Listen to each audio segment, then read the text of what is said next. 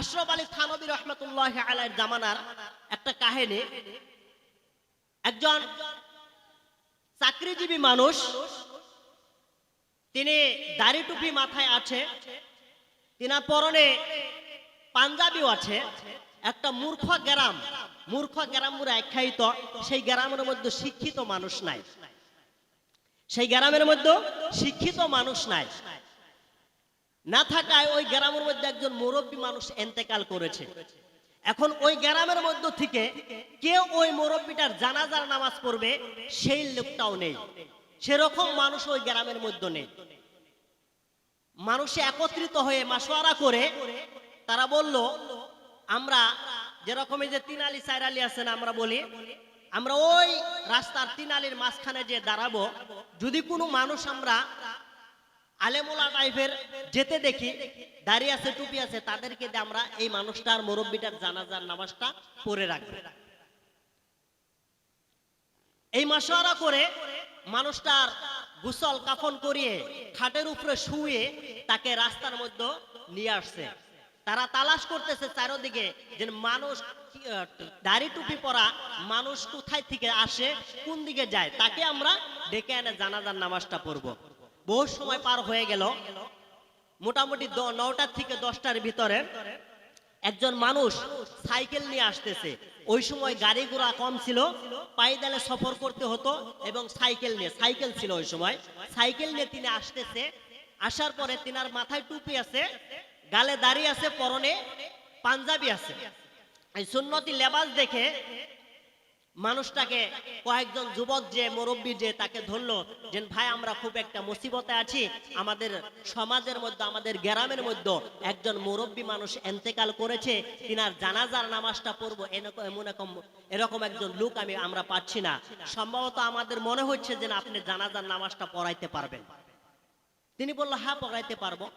তিনি একটা শর্ত দিল যে আমি জানাজার নামাজটা পড়িয়ে কবরে নামিয়ে আমি চলে যাব, নাহলে আমার অফিসের সময় হয়ে যাচ্ছে, যদি সময় পার হয়ে যায় আমাকে অফিসে ঢুকতে দিবে না। এই কথা বলে তিনি জানাজার নামাজটা আরম্ভ করলেন। জানাজার নামাজ পড়লেন, কবরের মধ্যে রাখলেন, রেখে তিনি চলে গেলেন অফিসে। অফিসে যখন কে ঢুকবে, তার একটা আইডেন্টি কার্ড আছে। ওই আইডেন্টি কার্ডটা তার পকেটে তালাশ করতেছে, পকেটের মধ্যে আইডেন্টি কার্ড নেই। এই পকেটে দেখছে আইডেন্টি কার্ড নেই। তিনি সকাল থেকে যখন প্রস্তুতি নিচ্ছে, ওই সময় থেকে তিনি চিন্তা করতেছে যে আমার আইডেন্টি কার্ড আমি বাড়িতে রেখে আসলাম না কোথাও আমার আইডেন্টি কার্ড পড়ে গেল। কিন্তু ওই আইডেন্টি কার্ড ছাড়া তাকে অফিসে প্রবেশ করতে দিচ্ছে না। দারোয়ানে আইডেন্টি কার্ড ছাড়া অফিসে প্রবেশ করতে দিচ্ছে না। তিনি অফিসে প্রবেশ না করলে আইডেন্টি কার্ডের তালাশে বিশ্রামের জন্য, তালাশ করার জন্য তিনি নিজের পিছনের দিকে ছুটে গেলেন, বাড়ির দিকে, যে আমার আইডেন্টি কার্ড কোথায় পড়েছে। তিনি জানাজার নামাজ যে জায়গার মধ্যে পড়েছে, যে গ্রামের মধ্যে, যে জিজ্ঞাসাবাদ করলেন, ভাই আমার একটা আইডেন্টি কার্ড হারিয়েছে, এই জায়গার মধ্যে কোনো জায়গায় কি পড়েছে আমার আইডেন্টি কার্ড? তখন মানুষটা বলতেছে, না আমরা আইডেন্টি কার্ড ওরকম পাই নাই। তখন তার মাথায় চিন্তা না আসলো যে আমি তো কবরের মধ্যে নেমেছিলাম, আমার পকেটের থেকে আইডেন্টি কার্ডটা কবরের মধ্যে পড়ে গেল কিনা। তিনি লোকদেরকে বলতেছে, সম্ভবত আমার কমন সেন্সের মধ্যে সেন্স আমার জাগ্রত হয়েছে, আমার আইডেন্টি কার্ডটা কবরে নেমেছিলাম, কবরের মধ্যে সম্ভবত আইডেন্টি কার্ডটা পড়ে গিয়েছে। সম্মানিত ভাইরা আমার, ওই সময় গ্রামের মুরব্বীরা এবং যুবক বন্ধুরা ডেকে বলতেছে, হুজুর গো, আপনার আইডেন্টি কার্ড যদি কবরের মধ্যে পড়ে যেয়ে থাকে, কবর খোদা, মানুষ দাফন করার পরে কবর খনন করা জায়েজ না না জায়েজ, এটা আপনারা ভালো ফতোয়া দিতে পারবেন। যদি জায়েজ হয় তাহলে আপনার সঙ্গে থেকে আমরা সহযোগিতা করে আপনার আইডেন্টি কার্ডটা ওই কবরে থেকে আমরা উঠিয়ে দিব। আমার বন্ধুগণ, হুজুর বলল, ওই মুরব্বীটা বলল, হ্যাঁ আমার আইডেন্টি কার্ড যদি না হয় আমি অফিসে প্রবেশ করতে পারবো না, আমার চাকরিটা কেটে যাবে, আমি চাকরি করতে পারবো না, আমার বাড়ির ফ্যামিলি মেম্বার গুলো আমি চলাইতে পারবো না, আমার আইডেন্টি কার্ডের অত্যন্ত প্রয়োজন, আপনারা কবরটা খনন করেন, আমার আইডেন্টি কার্ডটা উঠিয়ে দেন। আমার বন্ধুগণ, যুবক এবং মুরব্বীরা মিলে ওই মুরব্বীর কবরের পাশে চলে গেলেন। কবরে যেয়ে ওই কবরটা খনন করতেছে।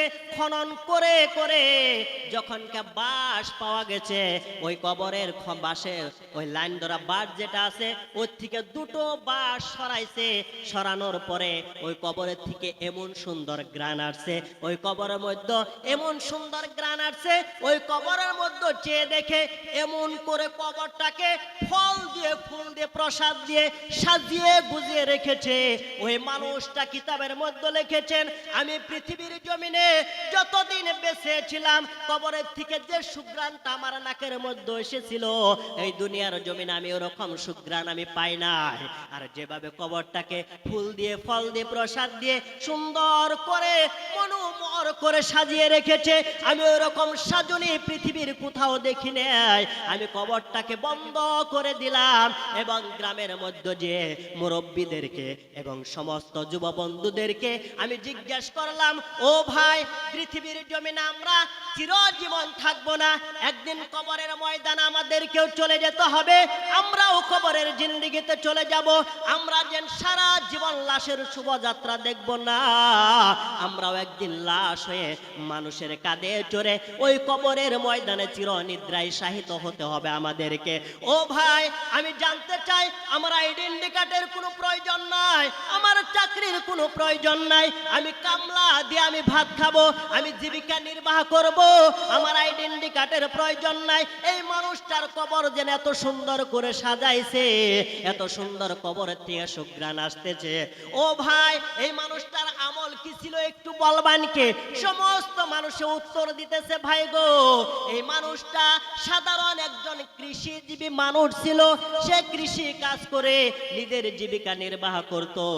এই মানুষটার কি আমল ছিল আমরা জানি না, জানি না। ও বন্ধুগণ আমার, ও মুসলমানেরা, মানুষটাই সমস্ত গ্রাম ঘুরে ঘুরে সমস্ত মানুষের কাছে জিজ্ঞাসাবাদ শেষ হওয়ার পরে একজন মানুষে বলে দিল, ভাই গো, এই মানুষটার বাড়ির মধ্যে কোনো ফ্যামিলি মেম্বার নাই, একজন মেয়ে তার আছে, তাকে যে জিজ্ঞাসা করতে পারেন এই মানুষটার কি আমল ছিল, কি আমলের বদৌলতে আল্লাহ তাআলা এত সম্মান তাকে দান করেছে, কবরটাকে এত সুন্দর করে দিয়েছে, কবরের থেকে এত সুন্দর গ্রাণ আসতেছে, তাকে যে জিজ্ঞেস করলেই সম্ভবত সে কি আমল করতে পাওয়া যেত। আমার ভাইরা, আমার বন্ধুরা, মানুষটা ওই মুরব্বী, মৃত ব্যক্তি মুরব্বীর বাড়িতে চলে গেল। ওই মেয়েটাকে, মৃত ব্যক্তির মেয়েটাকে জিজ্ঞাসা করলো, মা গো, তোমার আব্বার পার্সোনাল কি আমল ছিল একটু বলো তো, তোমার আব্বার কবরটা এত সুন্দর করে সাজিয়ে রেখেছে আমার আল্লাহ, তোমার আব্বার কবর থেকে এত সুন্দর সুঘ্রাণ আসতেছে, এরকম গ্রাণ তো আমরা কোনোদিন পাই নাই, আমি পাই নাই। মা গো, একটু বলো তো তোমার আব্বার পার্সোনাল আমল কি ছিল একটু বলবা। মেয়েটা বলতেছেন, ও হুজুর, আমার আব্বার কি রকম পার্সোনাল আমল ছিল আমি অতটুকু জানি না। আমার আব্বা সারা দিন চকে পাথারে কাজ করত, কৃষি কাজ করত। আমার আব্বা যখন চকে চলে গেল, পাথারে চলে গেত, ওই সময় আমার আব্বার কাঁধের মধ্যে একটা জায়নামাজ, হাতের মধ্যে তসবিহ এবং হাতের মধ্যে পানি নিয়ে তিনি চকে চলে যেতেন। যাওয়ার পরে যখন আজানের সময় হতো, আজান হয়ে যেত, তিনি মসজিদে যেতে না পারলে ওই জায়গার মধ্যে তিনি নামাজ আদায় করে নিত। যখন ভোর ভাটি বেলা হতো, আসরের সময় হয়ে যেত, আমার আব্বা বাড়িতে আসতো। আসার পরে আমার আব্বা আসরের গোসল আসল করে ওযু করে আসরের নামাজটা আদায় করতো। করে আমার আব্বা এই যে তক্তার উপরে দেখা যায় আমাদের বাড়ির মধ্যে আছে, তক্তা বেঁধে কোরআন শরীফ রেখে দেয়, দেয় না ভাই? ওই বেশি মেয়েটা বলতেছেন, হুজুর গো, আমার আব্বা ওই যে তক্তার মধ্যে একটা মোটা কিতাব, কি কিতাব জানি না, আমার আব্বা ওই কিতাবটা ধরতো, ধরে আমার আব্বা বসে যেত। আমার আব্বা পড়তে পারতো না, শুধুমাত্র দুটো কথাই বলতো, এ মেরা মাওলা কা ফরমান হে, এ মেরা মাওলা কা ফরমান হে, এ মেরা মাওলা কা ফরমান হে, এ বি সচ কাহা, এ বি সচ কাহা। এই দুটো শব্দ আমার আল্লাহ, আমার আব্বা বলতো, এই যে এটাই আমার আল্লাহ নাজিল করেছে, এর মধ্যে যা কিছু বলেছে আমার আল্লাহ সত্য বলেছে। ওই মুরব্বিটা চিৎকার করে দিচ্ছে, ও মার বলতে হবে না, তোমার আব্বারে যেন আমার আল্লাহ এত সম্মানে সম্মানিত করেছে কিসের জন্য বুঝতে পেরেছি। তোমার আব্বা এই কোরআনকে সম্মান দেওয়ার জন্য, কোরআনকে সবথেকে বেশি অগ্রাধিকার দেওয়ার জন্য তোমার আব্বা ভালোবাসার জন্য আমার আল্লাহ তোমার আব্বাকে এত সম্মানের পাত্র বানিয়ে কবর পর্যন্ত দিয়ে বিশ্ববাসীকে জানিয়ে দিয়েছে। বলেন সুবহানাল্লাহ। সম্মানিত ভাইরা আমার, আজকে সেই কোরআন শরীফ এবং মসজিদ নামাজের থেকে আমরা উম্মতেরা অনেক দূরে সরে গিয়েছি। আজকে যে মসজিদ উপলক্ষে আমি আপনি এই দিনী ওয়াজ মেহফিলের আয়োজন করেছি, খালি আমি আপনি মসজিদটা বানাইলে কাজ হবে না। ওই মসজিদে যেটুকু খোরাক আমাকে আপনাকে দেওয়ার প্রয়োজন অতটুকু আমাকে আপনাকে দিতে হবে। যদি আমি আপনি দিতে পারি, কোরআনকে সম্মান দিতে পারি, ভাই মুহতারাম দোস্ত বুজুর্গ, একদিন আমি আপনি কবরের ময়দানে চলে যাব। হয়তো আল্লাহর দরবারে যদি আমি গ্রহণযোগ্য ব্যক্তি হয়ে যায়, তাহলে আল্লাহ আমার আপনার কবরটাকে ওইরকম সুন্দর করে দিবে। ঠিক কিনা ভাই? ওইরকম সুন্দর করে দিবে। যাই হোক ভাই মুহতারাম দোস্ত বুজুর্গ, এই জায়গার মধ্যে যে দুজন মানুষ দেখছেন আমার উস্তাদ সমতুল্য উস্তাদি, তাদের সম্মুখে আসলে কথা বলাটা আমার জন্য অতটুকুই না। সভাপতির নির্দেশে আমি উঠেছিলাম, যা কিছু বললাম, বিশেষ করে আমি আপনাদেরকে অনুরোধ করব, আমার যুব বন্ধুদেরকে, আপনাদের যে ছেলে মেয়ে আছে তাদেরকে আপনারা ইসলামের দিকে এগিয়ে আনেন, ইসলামের দিকে ধাবিত করে দেন। কারণ তারা আজকে যেদিকে চলে যাচ্ছে ভাই, আমি আপনি জাহান্নাম ছাড়া কোনো বুদ্ধি নাই। তাদেরকে যদি আমি আপনি কোরআন এবং হাদিসের কিছু জ্ঞান শিক্ষা দেই, তাহলে যখন তারা কাজ দিবে, তারা বাইরে বেরাবে, ওই বিবেকে বাধা দিবে যে না, আমি যেখানে যে কাজ করতেছি আল্লাহ আমাকে আপনাকে দেখতেছে। এই কথাটা তাদের ভিতর থেকে স্মরণ হবে যদি আমি আপনি তাদেরকে শিখিয়ে দেই। যদি না শিখায়, তাদেরকে মক্তব পর্যন্ত পৌঁছিয়ে না দেয়, তাদেরকে দ্বীনি রাস্তায় আমি আপনি যদি ধাবিত করে না দেয়, তাহলে ভাই মুহতারাম দোস্ত বুজুর্গ, আমি আপনি একদিন ইন্তেকাল করব। আর ইন্তেকাল করার পরে ওই ছেলেকে আমি আপনি শিখাইলাম না শিখানোর পরে তার পাপের একটা পার্সেন্ট আমার আপনার কবরের মধ্যে যাবে। পাপের একটা পার্সেন্ট সে পাপ করতেছে, ওই পাপের পার্সেন্ট আমার আপনার কবরের ময়দানে যাবে আমার আপনার কবরের ময়দানে। ওই জন্য ভাই মুহতারাম দোস্ত বুজুর্গ, আমি আপনাদেরকে অনুরোধ করব, বিশেষ করে আমার যুব বন্ধু যারা আছে, যারা মা বোনেরা আছে, আমার বোনেরা আছে, আপনাদের ছেলে এবং মেয়েদেরকে সর্বপ্রথম তাদেরকে মসজিদ তো আপনারা গড়তেছেন, এই মসজিদের মধ্যে একটা মক্তব আপনারা জরুরিভাবে সুন্দরভাবে প্রতিষ্ঠিত করে দেন।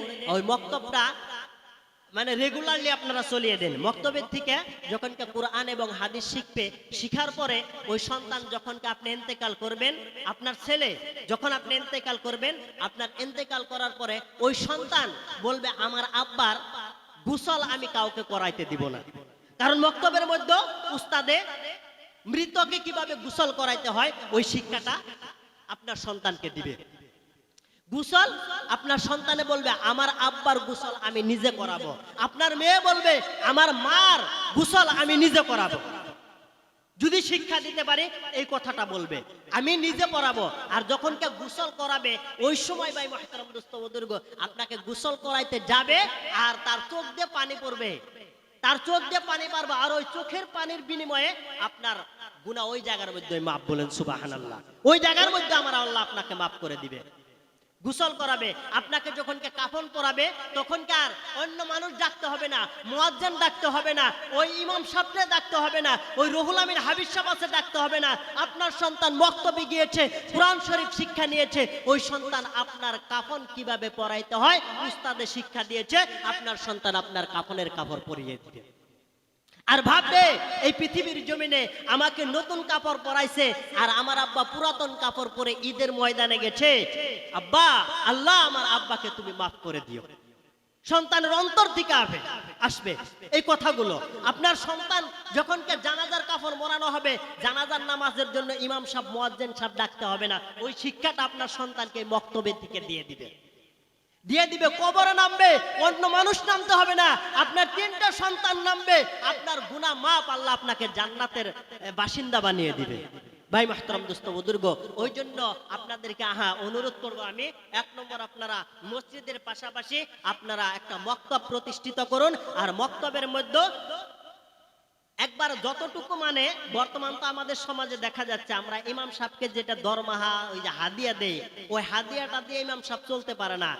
যেটা প্রকৃত হাদিয়া, যেটা দিয়ে চলতে পারো ওই রকম একটা হাদিয়া দিয়ে সুন্দর একটা আলেম রেখে আপনাদের সন্তানদেরকে আপনি শিক্ষা দেন, দেখবেন ইমাম এবং মুয়াজ্জিনের প্রয়োজন হবে না আপনাকে গোসল করাইতে, কাফনের কাপড় পরাইতে, জানাজার নামাজ পড়াইতে, কবরে নামাইতে, দুহাত তুলে দোয়া করতে।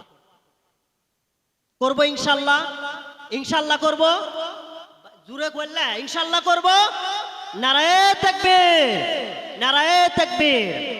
ভাই মাহতারাম দোস্ত বুজুর্গ, আমি অনেক বলে ফেললাম, আমার জন্য খাস করে দোয়া করবেন, আপনাদের জন্য দোয়া করি আপনারা সকলে কোরআনের সুশীতল ছায়ার তলে আশ্রয় নেন এবং আমল করে পৃথিবীর থেকে বিদায় নেন। আমার জন্য দোয়া করবেন, যতদিন আল্লাহ বাঁচিয়ে রাখেন কোরআনের উপর প্রতিষ্ঠিত থাকার জন্য তৌফিক দান করেন এবং মৃত্যুর সময় কলেমা পড়তে পড়তে যেন আল্লাহ রাব্বুল আলামিন মৃত্যু দান করেন। ওয়া আখিরি দাওয়ানা আনিল হামদুলিল্লাহি রাব্বিল আলামিন।